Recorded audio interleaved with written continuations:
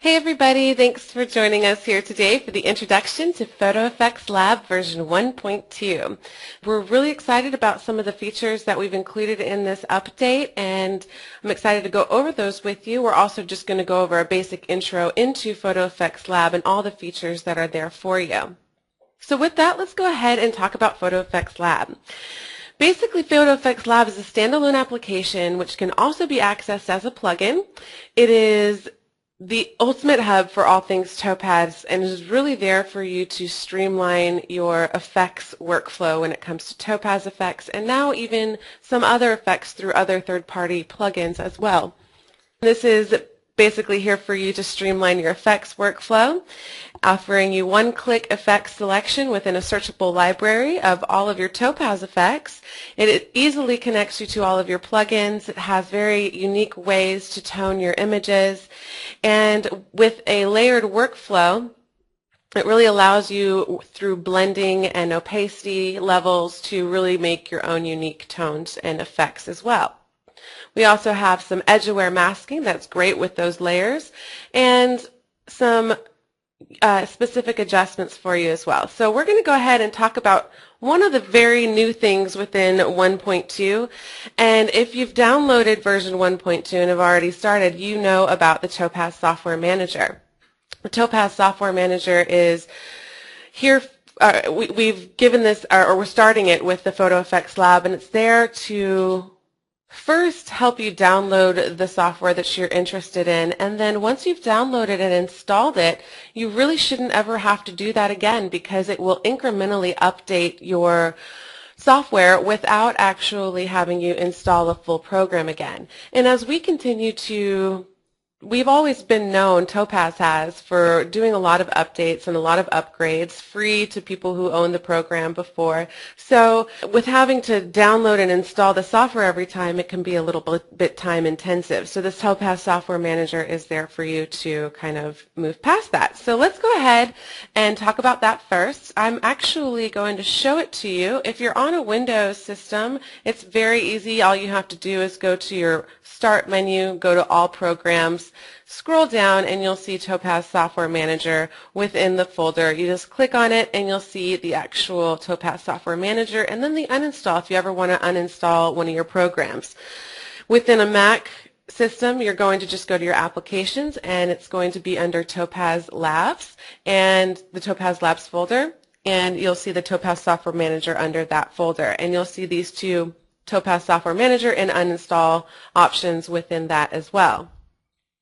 So I'm just going to actually click on the Topaz Software Manager, and you'll see a little screen pop up, and this is the Topaz Software Manager.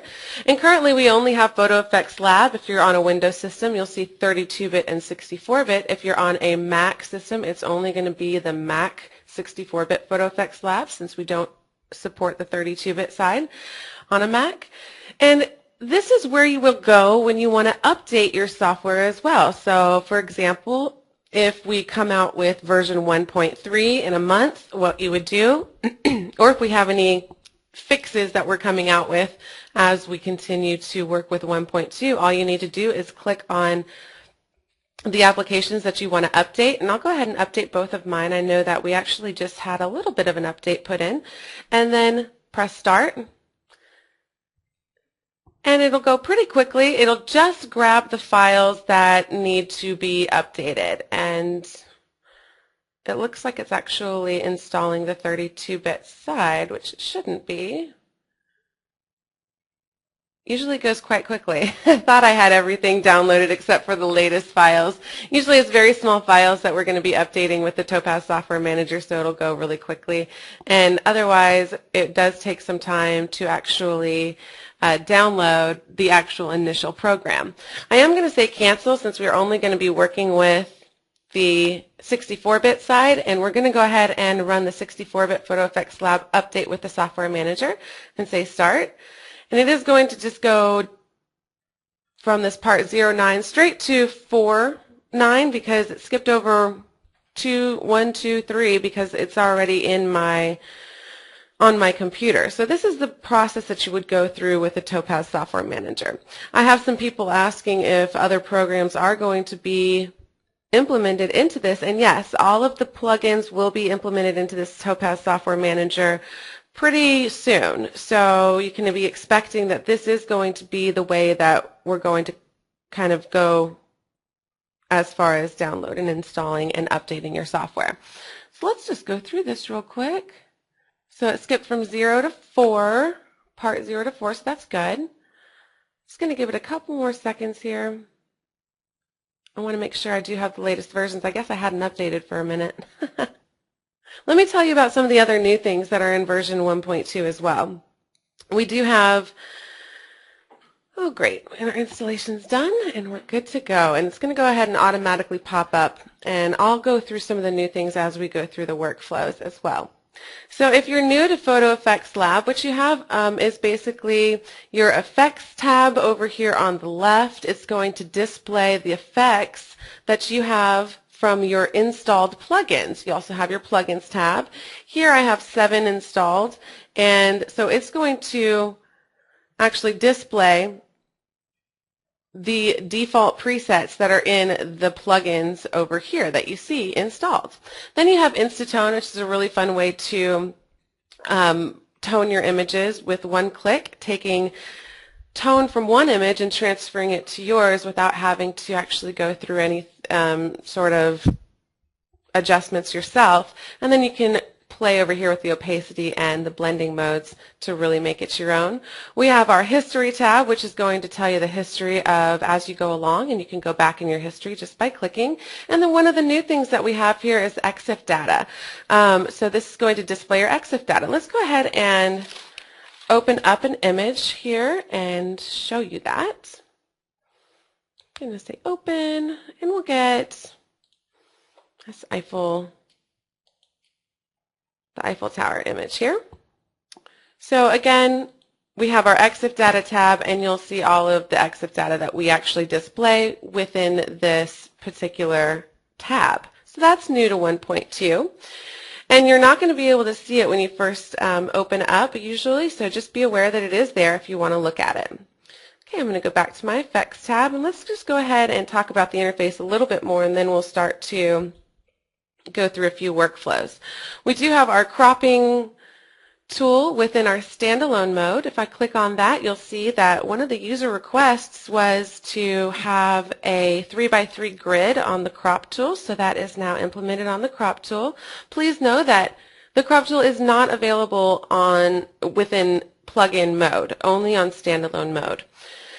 We also have the ability to look at percent as well as pixels now. So that is a little bit of an update to version 1.2 crop tool. We have our hand tool for moving around once you're zoomed in a little bit. Undo and redo your zoom tools.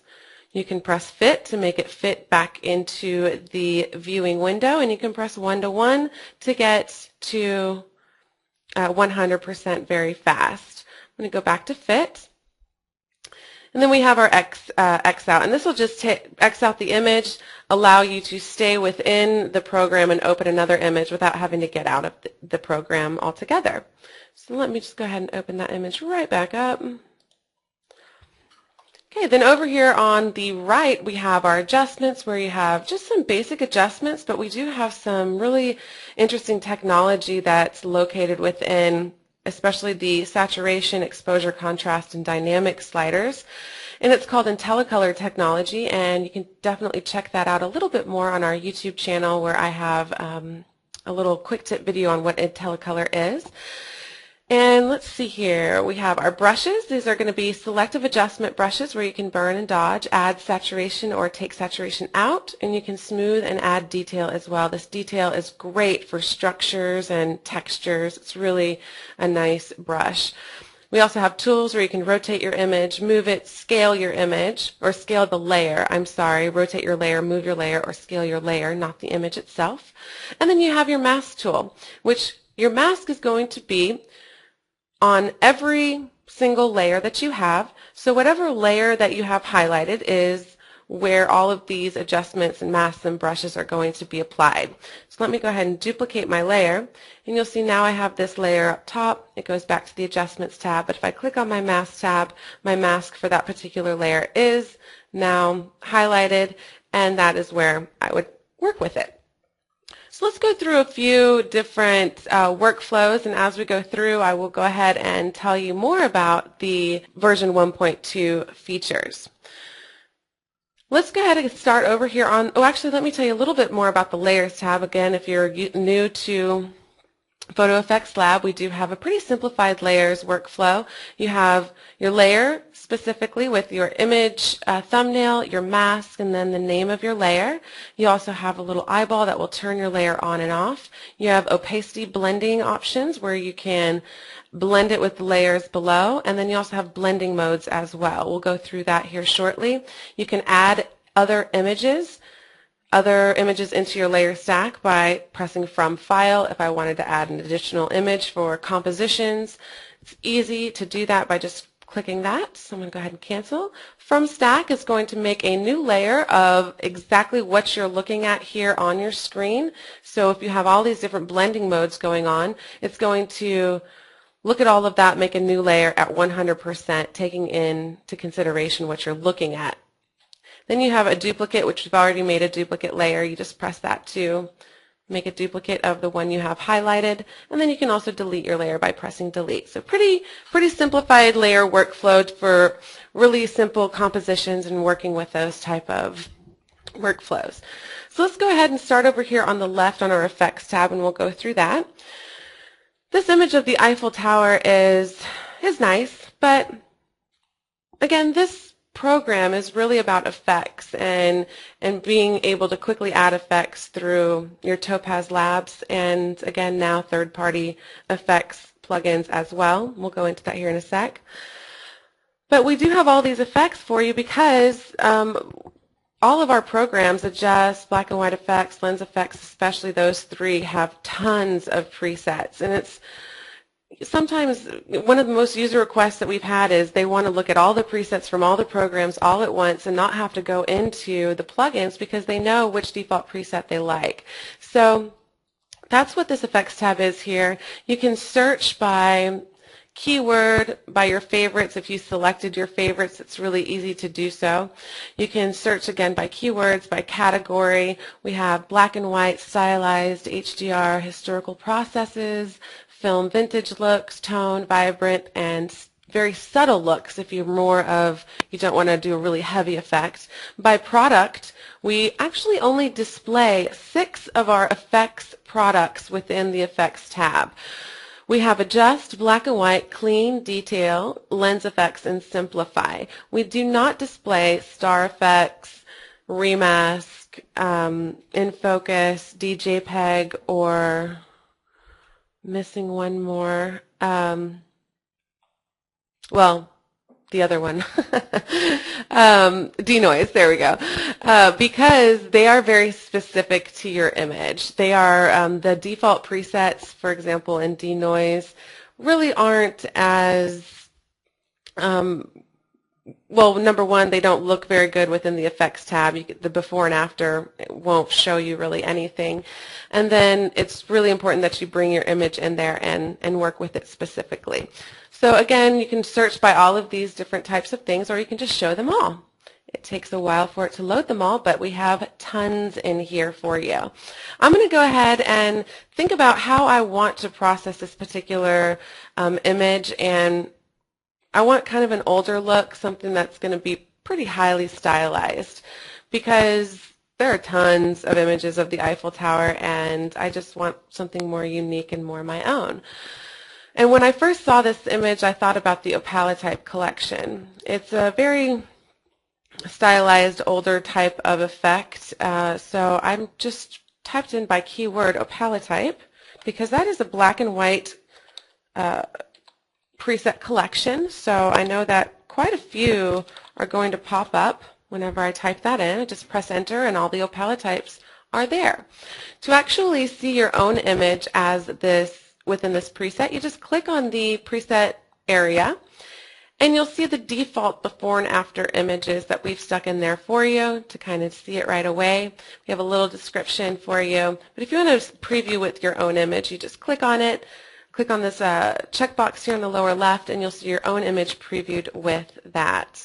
And then you can just scroll through the presets, if you have typed in, for example, the opalotypes, it's only going to scroll through the opalotype collection here. And you can just see how it affects your image and choose something that kind of stands out to you. This is one of my favorite opalotype presets, the yellowing lilac. So I'm going to work with that, and I'm going to say apply effect and see what it looks like. It's a pretty big image, so I didn't resize it for this webinar. I want you to see kind of how out of the camera type image would actually be working within the program. Very fast, except for the applying of the effect. It can take just a minute because it is a more stylized type of preset, but then you see exactly how it's going to look. A lot of times, though, the default presets aren't going to be perfect for your image, and I'm not very happy with the way that this has applied to my image. Basically, I know because, well, I know the preset quite well. I know that there's a pretty heavy edge exposure adjustment within black and white effects that is causing this fall off, and that's very unique to the opalotype type of look. So, but I want to take that down just a little bit. I want to get a little bit more detail of my foreground and my sides of my image. So I'm going to actually turn that off, come down to my original layer and duplicate it. And this time we're going to go into our plugins tab. The plugins tab is going to recognize the latest, it's only going to recognize the latest versions of our plugins, but if you have those installed on your system, then it will show in this tab. So I'm just going to hop on into Topaz Black and White Effects. It'll pop up quickly. Oh, and look at that. I actually went ahead and created it before, but I'm going to say reset all. And the yellowing lilac is where we started. So this is what we were actually looking at within Topaz, or I'm sorry, within photoFXlab. And really I wanted to work with my edge exposure. So if you turn that on and off, you'll see exactly how much that really affects this preset. And also, I wanted to add some adaptive exposure. I did work with this earlier, so I didn't have to take much time within black and white effects, and I made a preset called Eiffel Tower. So here you can see that I still have a little bit of that edge exposure, but it's just right along those edges, and it's not nearly taking up. I really get to see that detail, and it's opening up my foreground and my sides of my image, and I like it much better. Also, with my adaptive exposure, I was able to get a little bit of that localized contrast as opposed to a more global contrast within my image. So this is what I ended up enjoying, and I said, okay. Then we got back into photoFXlab. And those are the first two tabs, the black and white, the effects tab and plugins tab, and those are how those work within photoFXlab. So pretty simple stuff there. It really allows you to add effects very quickly. So here's before, here's after, and I'm happy with that. So let's move on to another image. Let's see here. We'll say, no, we don't need to save that. I want to go ahead and open up this image where I'm running a little bit behind. So this is an image of the Wormslow Plantation in Savannah, Georgia. And I love this road, by the way. And with this image, we're going to work with a little bit more stylized effects than we did with the one before, even though obviously that was a very stylized black and white effect that we just applied. But we're going to continue along that path. So with version 1.2, we realized that most users, most Topaz users have multiple plugins that they use to create their unique looks, and they don't necessarily just use Topaz. And because this is really what we're trying to give you as an effects workshop, we wanted you to have access to some of your other plugins. So we do have that available now within this program, and that's what we're going to kind of show you a little bit here in this workflow. What I'm going to do is actually take this I'm going to go ahead and add an additional plugin into my photoFXlab and then go through that process with you. So the way that you go about doing that is you go into your filters and go to the bottom. It says add remove plugins. If you click on add remove plugins, a little pop-up box will come in and you have add, remove, and quit.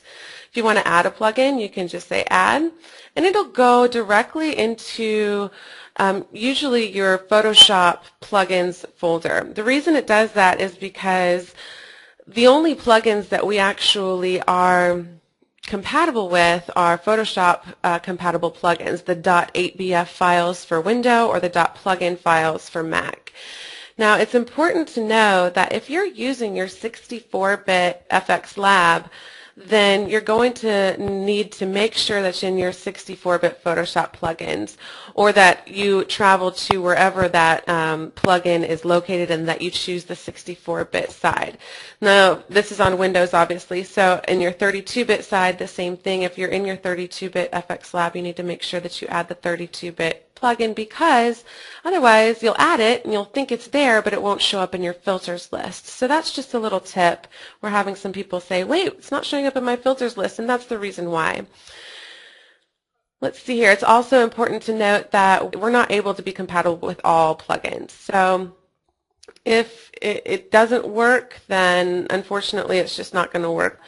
Sometimes you can add the plugin and then you add it and you go into it and you process it back. You think it's processing and it doesn't actually process the effect back. And that's because there's something going on with that processing that's causing it not to process back into the lab, and unfortunately it's just not going to be compatible. But the majority of ones that we've tested, the vast majority of the ones that we've tested, have been compatible. So for this particular example, I'm actually going to add my redfield plugins that I have installed. So I'm going to go ahead and choose redfield. It wants you to actually select the folder and not the 8bf files inside. If you click into the folder of your plugins that you're adding, you're not going to see anything because it wants you to click on that actual the folder itself. So I'm just going to highlight the folder and I'm going to say select folder. When I do that, when you go back into photoFXlab, you see that it is now added, and I'm going to go ahead and quit and just go back up to filter, and you'll see in my filter drop down I now have my redfield plugins. So this is how you add or delete your plugins. If you want to delete it, for example, if you want to you accidentally added your 32-bit side plugins into your 64-bit and it's in this list but it's not in your drop-down, it's easy to delete. You just highlight it, press remove, and then quit, and it's going to be gone from your list. Let me just quit here, get back in. And again, this is kind of an effects workshop, and a lot of people use multiple programs to create the right effects that they want. And one of the ones that I know quite a few Topaz users use is the Fractalius redfield to create some really stylized looks, and combining it with simplify and clean and really getting artistic looks out there. So I actually created a preset earlier within this called Wormslow. I believe that's what we're looking at here. Once you are finished within the plugin, the additional plugin, you can just say okay, it's going to process back, and sometimes it does do multiple processing up to from 0 to 100, and that's just the behavior of some of the additional plugins, such as the redfield plugins. So it's just going to take a few minutes, or hopefully not a few minutes, but just a little while to actually process back, and then we can continue on with the workflow within photoFXlab and then highlight the effect even more using some of the Topaz plugins. So I was going for a very, very strong effect within Fractalius. Here's before and here's after. And I'm going to go ahead at this point and make a duplicate and work with the adjustments just a little bit to really make this my own. I'm going to take that exposure up just a little. It got a little bit too dark for me. Take that contrast down and take my dynamic slider to get more of a localized contrast as opposed to that really dark and highlighted area. So I really brought out some of the trees here. And then I'm going to maybe take my saturation up just a little. And I'm pretty happy with that. I'm going to go ahead and make a from stack layer and just make a layer of exactly what I'm looking at. So let's just, actually I'm going to take my exposure down just a little bit. There we go. I'm going to say from stack, and I'm going to hop on into simplify. Simplify is going to allow me to just give a really quick kind of take away some of all of these lines that Fractalius put in there. I want to just simplify it just a tiny bit. I'm just going to go to my painting oil. Yes. Take that simplify up just a little bit because I wanted to create a painterly effect, and I really like the way that it starts out with Fractalius and then taking it into simplify to get that painterly effect. Really has some interesting strokes that I can kind of work with there. I'm going to say OK.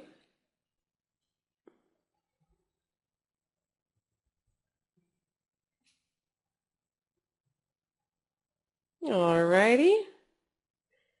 And it's going to go ahead and do one more stack layer here and take it into detail. One of my favorite combinations is simplify and detail, and I'm just going to do that really quick to show you.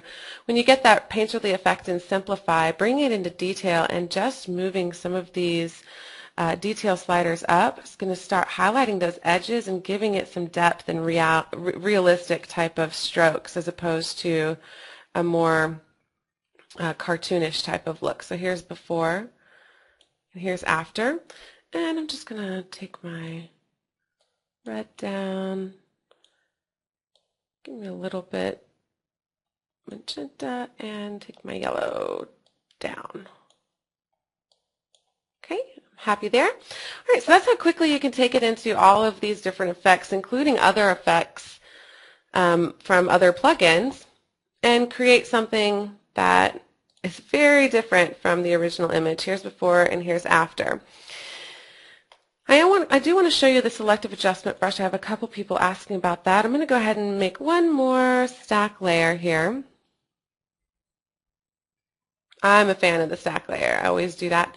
I'm going to go to my brushes and maybe work with my burn and dodge brush. I'm going to go ahead and burn in quite a bit. I'll leave it at 0.3.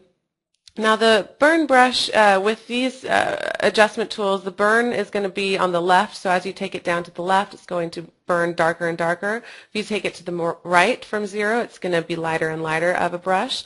Brush size is pretty easy to understand. The brush sizes will go up and down as you take this slider up and down. The hardness is going to be that inner circle of your brush, and you see that going up and down as well, starting from the crosshairs all the way out to the outer edge of the brush size. I'm going to take my hardness all the way down for this particular image. Your flow is going to be pretty much how quickly the ink flows out of your brush. I'm going to leave mine at about 0.8 or so. And then you have edge aware. Edge aware is really the star of the show when it comes to our brushes and our mask brushes. At 100 or at 1, it's going to be completely edge aware, and what it will do is only affect the color that the crosshairs are on, so it really detects those edges quite easily, especially if you have contrasty type edges. If it's down at 0, it's not going to be edge aware, and it's going to allow you just to kind of have a dumb brush is what I say. It doesn't have any sort of edge aware to it. So I'm just going to dodge right here in the middle, maybe take this down just a little bit. Maybe take my flow a little bit more up, my strength a little bit more down, and do some burning along the corners, giving it a little bit of a vignette. Take it down in the middle maybe. So you get the idea of how these brushes can work. You can see the brush mask over here on the right. Every single brush is going to have its own mask during your process, so it's you can just click on it and see what each one of these is. Now, new things in 1.2. In 1.1.2, you may have noticed that when you, well, number one, you weren't able to save layers. With 1.2, you are. So one thing that I like to do if I'm going to save my layers, I'm going to go ahead and I should have been doing this as we went along, but I remember what all of these are. So Fractalius is going to be that one. After that, it's just regular adjustments. After that, it's going to be simplify. Then we have detail. And then we have burn. All right, so I've named my layers. If you want to save your layers and come back to your project and work on it later, if you want to make sure that it's non-destructive and you can always come back to it, you're able to do that in 1.2. It's actually our own file format. So all you do is you go to Save As, and you can just file name, whatever you want it to be. We'll say Wormslow 2. And if you come over here to the image types, you can come down to projects, and that's pfxl file type for photoFXlab, and you just press save and you're good to go. Then you can X out of your program,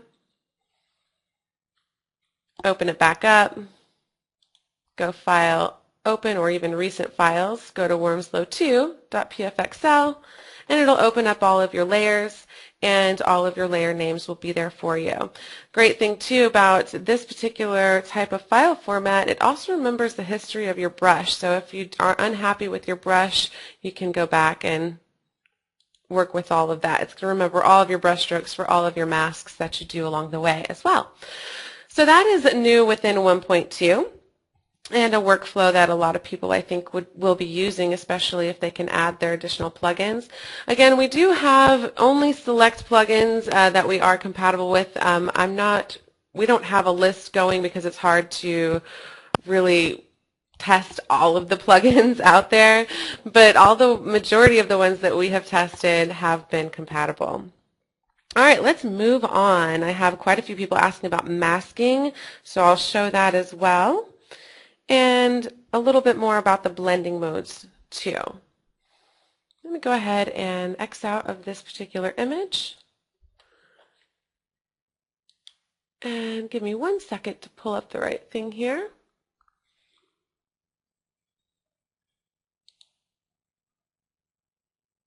All right, file open. We'll go ahead and work with this image here. All right, so a couple other things that are new in 1.2 that are kind of on the back end of things. Aperture users will be pleased to know that you no longer have to use it as your external editor. It actually installs as a preset. Let's see here. Lightroom users will be happy to know as well. I believe it's Windows Lightroom users only. It stripped some of the exif data whenever you processed it through photoFXlab. That no longer happens, but if you do see it disappear, just right-click on your image within Lightroom and choose README, and it'll all come back up on the right side. So you are able to, those little bugs have been taken care of within this particular program. Let's go ahead and show you a little bit more about the tabs over here on the right. All right, so let me first just start off by duplicating my layer, and I'm going to go over to my effects, and let's say I want to just add a quick HDR type of effect. So I'm just going to type in HDR and preview with my photo. This is Heavy Pop Grunge. And yeah, I really like what it's doing here on the foreground. So I'm going to say Apply Effect, and it's pretty nice. Here's before, here's after. Now, one of the great things with this layered workflow is the masking brush. With that edge-aware technology being in the masking brush allows you to make very quick selective type of masks and without having to do a lot of work. And what's great, especially about the edge-aware, when you only want to do more selective adjustment type of things, so let's say I just want to take out the sky, but I don't want to necessarily bring in another sky. I just want to maybe see the sky below instead of this sky, which is a little bit too grungy for me, for my taste. Then it's easy to do that. So let me go ahead and show you how. Okay, so I'm going to do a stack layer here just to get a clean layer. I'll go ahead and remove that middle layer, and we're here with our effect. And I'm going to go over to my Masks tab. I'm going to leave my brush value at 0, but just to give you an idea of what it is, your brush value goes from 0 to 255.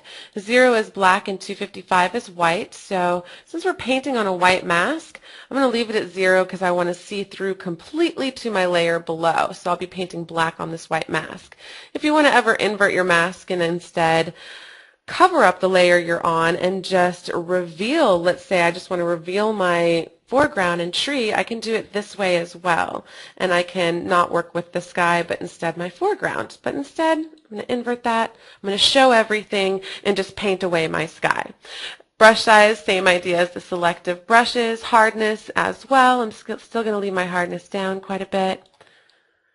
Flow, same idea as well. If I left it at 0.5, I could make several strokes before I get to my brush value of 0 because it's not coming out as quickly as the brush as at 1. At 1, it's going to be immediately the brush value of black.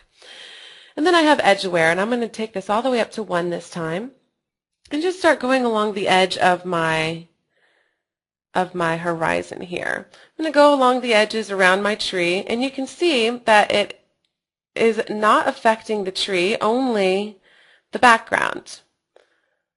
The reason is it's on the color that it's the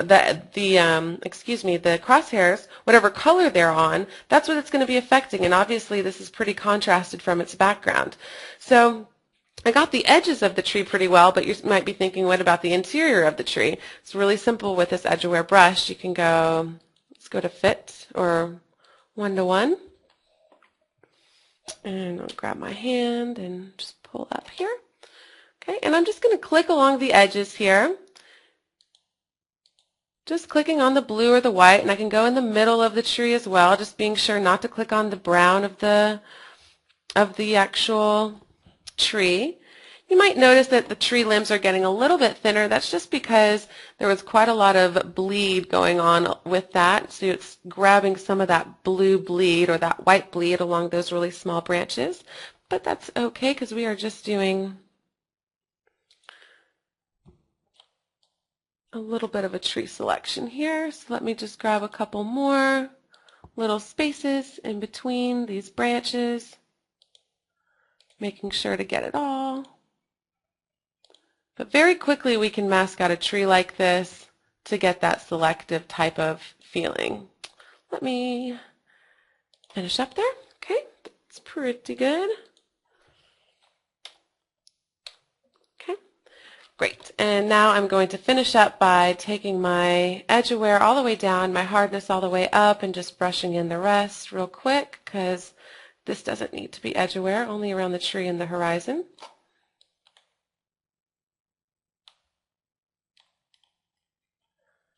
Okay, brush size, take that down just a little. All right, so very quickly we're able to mask out the horizon and the tree, and you can see over here in the mask for the layer just how edge aware that really can be.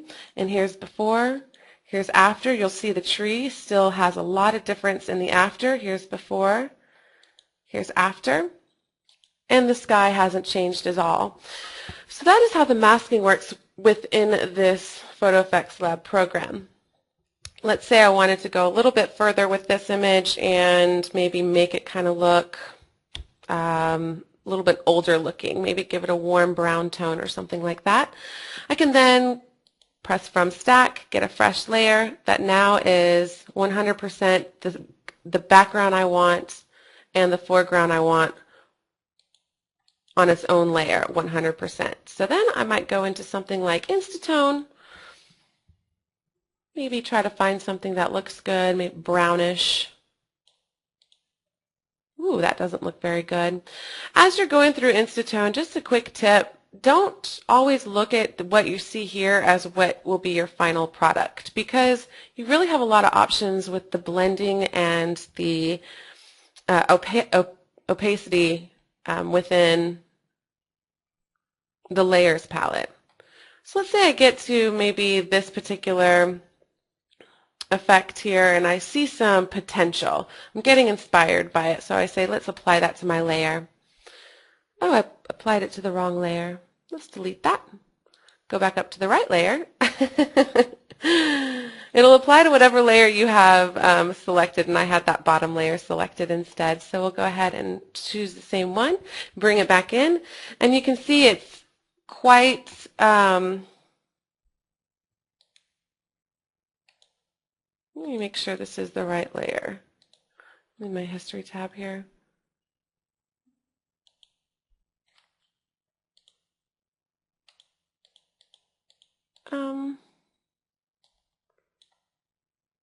That's the right one. I don't know how that all happened. Sorry. Got a little,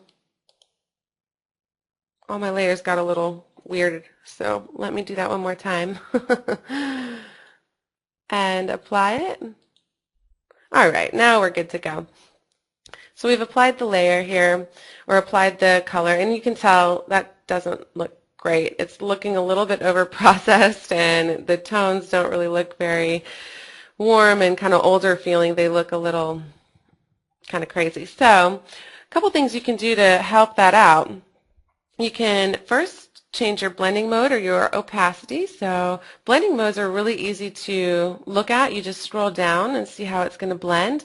I find that overlay, soft light, or hard light work really well with some of these images, but with this particular one, I'm not really feeling that. So I'm just going to continue, see what else there is. I like the luminosity, so I'm going to click on luminosity. Maybe take that opacity down just a little. Okay, so here's before with our effect that we had applied. Here's after luminosity, so I'm liking that, but it's still not brown enough. So you can do several things here, and you can continue with these different types of effects and really streamline your effects workflow within this photoFXlab. At this point, I might go from stack and go over to, let's say, if I wanted to make it kind of a brown color, we can look at the Van Dyke presets here. This is a black and white preset as well. Let's just be happy with that. Press OK. That is definitely brown, but then if you want to blend that back in with your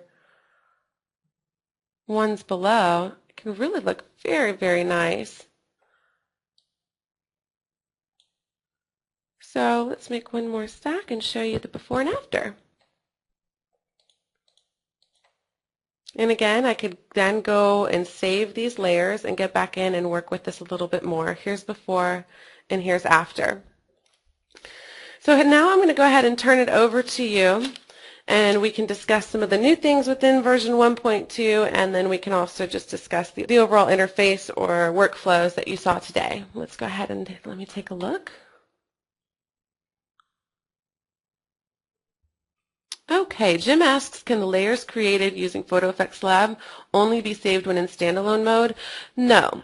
Actually, we wanted somebody who, let's say, was using Lightroom to be able to save their layers still and be able to access them again if they wanted to create a non-destructive layered file. So you still are able to save when using in plugin mode as that .pfxl, but when you want to reopen that pfxl file, you will need to open your photoFXlab in standalone mode, because you're not able to open a pfxl file within Lightroom. Lightroom's not going to read that, so you can't transfer all those layers. Lightroom isn't a layered program, so it's not going to transfer that whenever you use photoFXlab as a plugin.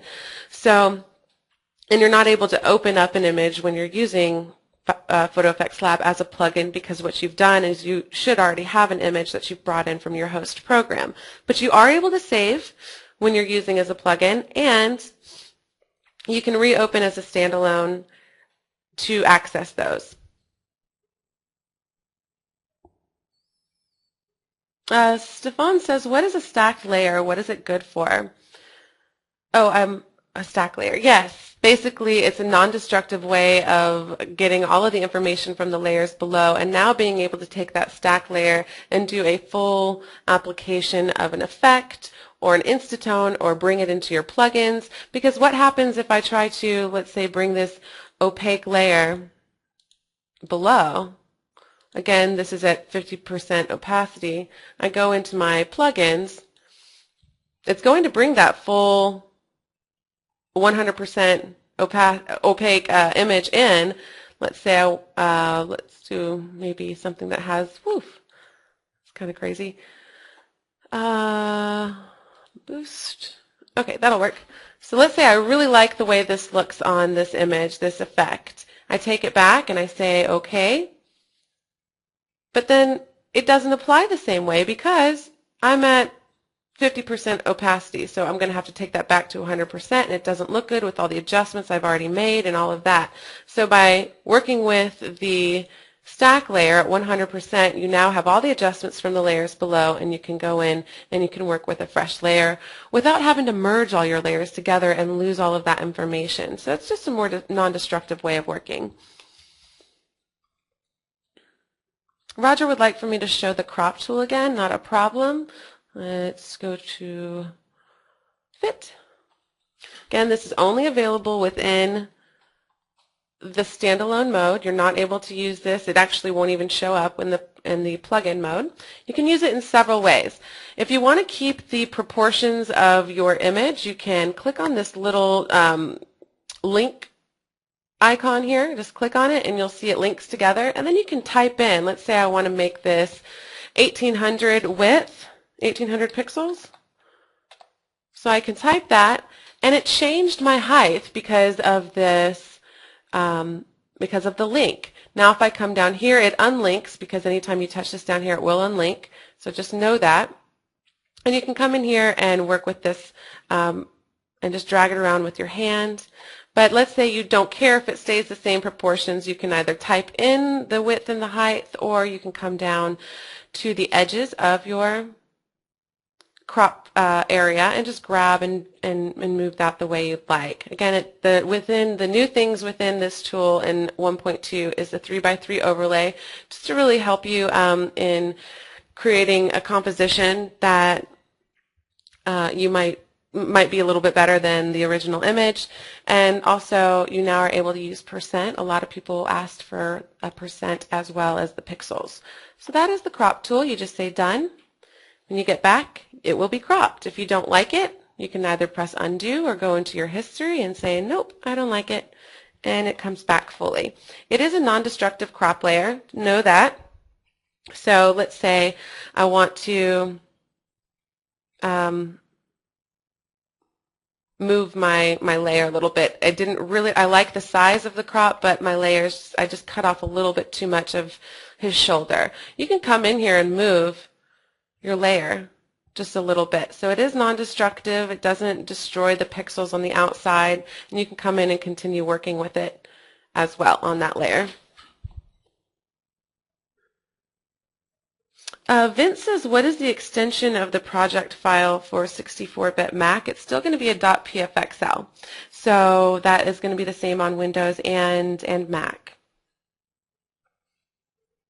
Richard said, is the FXlab also the same as Aperture for adding the availability in Lightroom automatically? Yes, it does within Lightroom add as a preset automatically within Lightroom. So all you'll have to do once you install it is right-click on your photo, say Edit In, and either choose photoFXlab 64-bit or 32-bit, whichever one or both that you installed, and you're good to go. Let's see here. Brad says, with masking, is there a way to erase or delete a background in photoFXlab? Sure. I mean, you can always just erase the background on the layer itself with a mask. So you can come here and take your brush value to 0. You're on this individual layer. I mean, that's basically what you're doing, is erasing the background. So if I keep myself at edge aware, I can just come in here and work with that. This is a little bit non-edge aware because it's all monotone now, so it's a little kind of crazy, but I've erased that background. I can bring in another background and make a composite very easily. All right, everybody, I'm going to let you go, and I hope that this gives you some insight into the photoFXlab version 1.2, some of the differences, and the overall intention for this program to have it be really an effects hub for you and go in and be able to quickly streamline your effects workflow. All right, bye-bye, everyone.